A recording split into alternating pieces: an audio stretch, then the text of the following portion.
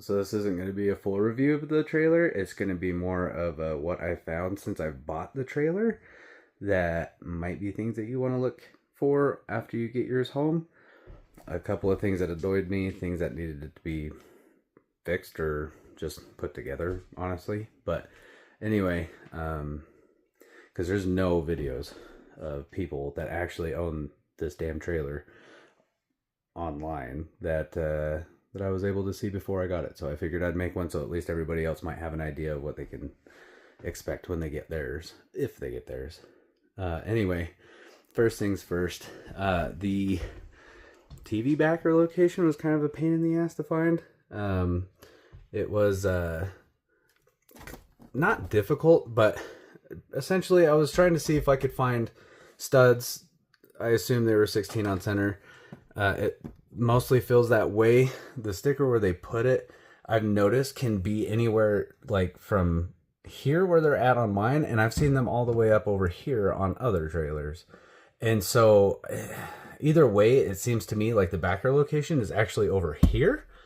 There was a little bit of give in the wall where you could push into it, but then you could feel a little bit of wood behind it, versus like other places on the trailer, if you push through, you wouldn't feel anything behind it besides just the insulation. So that's how I found mine. It was relatively simple, but just know that it's not necessarily directly where the TV backer location sticker is or where the plugs are. Like I said, mine was actually kind of off center, as you can see. I mean, it goes anywhere from here is where it starts and ends at this stud over here. So all of this was the TV backer location, which you get it. So annoying, but not a big deal. It is what it is. The next thing is I tried to get an inspector to check out my trailer before I bought it. I could not get one to call me back for the love of, I don't know, dude, it was ridiculous. So anyway, so I just took the risk. I bought it without having to worry about like anybody checking it out first. When we got there, I started checking it out myself, just with when they had it hooked up to shore power when we were getting it from Bish's. And I noticed that the microwave wasn't on. Not a huge deal. I figured they had not plugged it in, and I was dead right on that. That's the plug that they use to plug in the microwave, and it's just bolted in down here on the floor. I didn't see this cable anywhere. It wasn't routed from up top where it should come from up here, and so we pulled the microwave out. They left it sitting behind the microwave without ever plugging it in or anything. So made sure we got that done first. Door, not a big deal. I get it, these trailers are cheap and there's going to be a lot of cheapness about it. That's fine with me. I'm handy. I feel like I can handle it. Oh, there's not a lot of light going on. Oh, and LED lights aren't great for cameras. Anyway, the trim was kind of pushed out. It's really, they've got like one screw at top and bottom, and then you got your striker that's actually like, that's like about the only thing holding it in, maybe some glue or something. But this is going to come out. Just expect that you're going to be putting screws in here to hold that in. The striker also wasn't in the right place, so we couldn't get the door to actually latch. Not a huge deal, like I said, I can deal with that. But we got that figured out. Door closes now. Haven't had any problems with that. I checked for leaks on everything. When I got it home, I checked the entire system. Filled all 3 tanks to capacity. Checked to make sure there's no leaks on anything. Sensors worked, whatever. Fridge, also another kind of a weird thing. It uses, it looks to me, like a diverter valve to push the cool down to the refrigerator side. So from what I could tell, ooh, that's cold. But so from what I could tell is that this is just a diverter valve. And so if you have this on max, it's going to send like no cool down into your fridge. Your main temperature control is actually in the fridge. So this is what's going to trigger your compressor.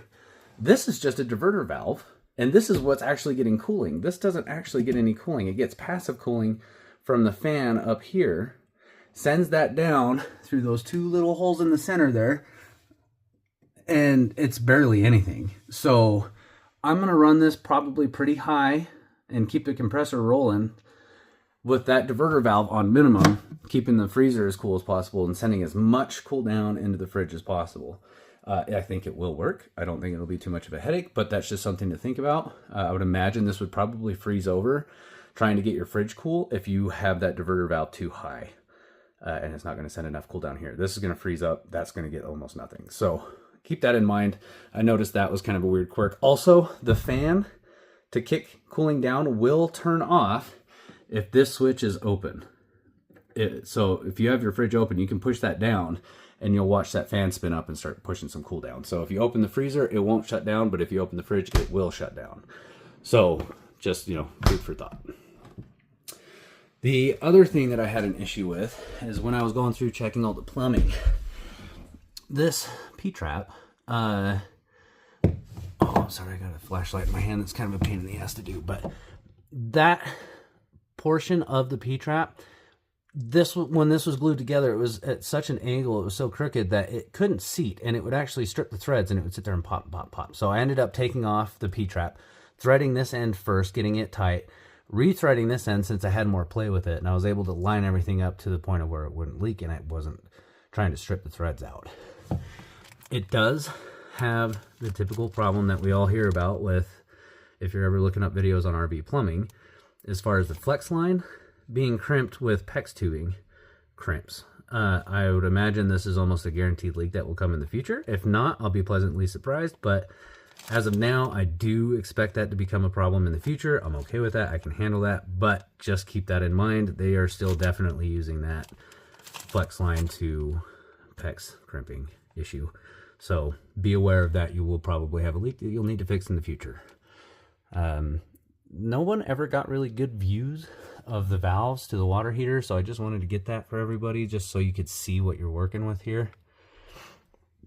But everything else down here worked pretty good. I didn't find any leaks on any other system in the plumbing outside of that. One of the other issues that I had, and there was like no explanation about it. I could not find a manual to the charge controller anywhere. I finally found one, and it was only because it was misnamed on some random website that I don't know where it came from, but nobody explains this solar controller very well. Right now, solar is putting out 13.3 volts, battery sitting at 13.4 volts. Solar is putting out 1.7 amps. I'm just letting you know what each one means. This would be if you had a load on the battery, if you had like a shunter, if you had your load routed through this. It does not route anything on DC load side. It cannot monitor what your load is, so you'll always get a 0 there. 100% on your battery, which is not accurate because it's a lithium battery. This can only read by voltage, and obviously lithium batteries hold their voltage till they're quite low, so it assumes that it's charged, but it's not. Anyway, so this is the temperature in Celsius of the controller itself. So kind of a weird thermostat that's inside here, but it's only Celsius. You can't change it to Fahrenheit. And then that is your load. So 15, it's not saying you're getting 15 amp load or anything like that. What that is that's actually a code in this. So if you have it set to 15, that means that it is only set for manual load. So if you want to hook up a manual load up to 15 amps on this controller to activate manually, you would just tap that once. You'll see the load pop up here, and then it is providing 15 amp load through this circuit. That's what that means. By the fact that when it says 15 here, it's not saying 15 amps, it's saying that it's code 15. That means that it's manual. You can have it set to where it's on a timer. You can have it set to where it automatically turns on the DC load when it gets a voltage from the solar, and a couple of different things. So the biggest problem I had with this is when I got it, it would read the battery voltage, it would not send anything from the solar. Pulled it out, and I believe it was the positive terminal on here. For some reason, they have like a little wire extension on it that was like 3 inches, and it's just got a wire nut. So the wiring coming down from the solar panel would come in. The negative side was a solid wire from here all the way up to the panel hookup on the roof. The positive side had a wire nut right behind this wall that had come loose. So if you're not getting anything from your power or your solar, pull this out, check and make sure that there's not a wire nut or something back there loose. Second problem I had, I could only get this to run 0.2 amps from the solar to the battery. I could not figure out what was going on. It was a bad ground under the tongue. If you follow the wires from this and you find where they come out under the tongue in the main loom, they had a terrible ground, and the ground wasn't connecting, obviously. And so I was only getting a 0.2, or it was a bad connection. I was getting 0.2 amps. As soon as I fixed up on that ground, I'm in really bad weather. Well, it's great weather, but it's winter. The sun is not directly above the panel. And so I'm getting, right now, earlier I was getting 2.5 amps. So it definitely jumped up from where it was. So I believe hopefully the solar issues are fixed. This is 233 watts max, if I recall correctly, that it can take in. So be aware, if you want to run extra solar on this, you can. Maybe 200 watts total, but anything beyond that, time to get a new controller. Outside of that, this is like mounted super crooked for some reason. I'm not sure what's going on with that. I haven't pulled it apart yet. It seems like it works. Everything up on the roof is sealed. Everything's fine that way, but you can see it's kind of stressed in some places, and this whole screen is crooked, so I'm not sure what's going on with that. I'll check that later as time goes on, but so far no problems with that. I'm trying to think if there was any major issues. The legs were very loose when we got it and sagging horrifically, and so just tighten those up. No big deal. Like I said, you gotta be handy if you want to get a cheap trailer like this. If you're not handy, it's not for you, because there's so many things that you're gonna need to work with, whether it be electrical, plumbing, just anything really. I mean, it's gonna be a lot of work, but worth it if you're handy, not worth it if you're not. Oh, excuse me, and I also forgot, if you have this trailer and you put lithium batteries on it, you absolutely need to change it to, it will only auto detect for this. The converter can auto detect for lithium, but that's separate from the charge controller. The charge controller needs to be set for lithium. So if you push and hold, you'll see that this goes to a different battery settings. And so I'll go back to where it says lithium. If I push here, I can change between different battery types. And that's if you want to manually select what you've got. But if you're on lithium, you need to manually select that it's 12 volt. Whatever your charge input is, you want to read your data sheet on your lithium to find out what the charge rate is that it wants and what your over discharge rate is. That's what that means. So these are all things I could not find, and there's no manual for it when they give you the trailer. So just keep that in mind. That's how you set up your lithium. Get your data sheet to your lithium battery so you can actually make sure that you have all of this programmed the way you should have it programmed, so you can get a full charge on your battery. But outside of that, I've checked, like I said, every system outside of that. I've checked for propane leaks. Checked the furnace. Furnace worked fine. Stove works fine. Sink works fine, other than the P-trap, obviously. But all the valves work fine. Water pump works fine. Oh, and there was a video I saw on this, and it was about, like, dewinterizing your unit and whatever and blah, blah, blah. I was just trying to find any videos at all just so I could get familiar with it before I bought one. There was a whole bunch of spilled coolant down here, and somebody commented asking, well, what was all that about? Under this panel right here is where you have your external hose separate from your fresh tank to where you can pull in your coolant to the water pump or your antifreeze and flush it through the system. They had mentioned that it was because the hose could come across over here and drip out. Clearly that's not the case.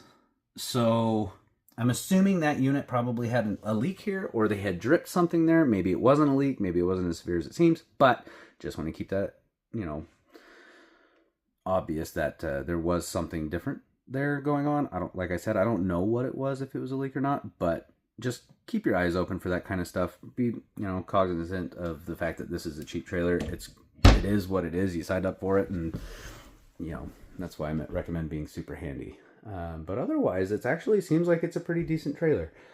I like it so far. I haven't taken it out to sleep in it, but trust me, I've spent a lot of hours in here just getting things the way that I want, testing things, and using the systems and so on and so forth. So if for whatever reason any other problems come up, I will put videos out there to show what they are. And if there is no new videos, that means that everything's gone wonderfully and we haven't had any other issues, and it is what it is. I know a lot of people have wondered what it looks like under the trailer, just to see what the tank straps look like, and what type of wiring, you know, cleanups done under it, and what the subfloor looks like, or not subfloor, but the underfloor coverings and stuff look like. So I'll hop under there. I'll get a quick video for you guys under there so you can get a full view of the underbelly, so you know what to expect that way.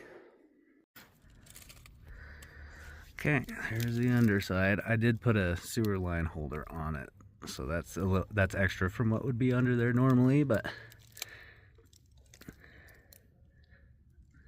some of your wiring. Here's your shackles on your, oh, not the shackles, but the drop on the hitch mount points. Fresh water, gray water, black water. Apparently there's low point drains here. I didn't know that until I just crawled under now, so that's nice to know. Low points there. You got your freshwater drain there. And then everything else is pretty standard. It's just got that tarp material up under the floor. Nothing too special. You got your spare back there. Your wiring for your sensors on those other tanks are on the far side versus the freshwater is on this side. That's about it.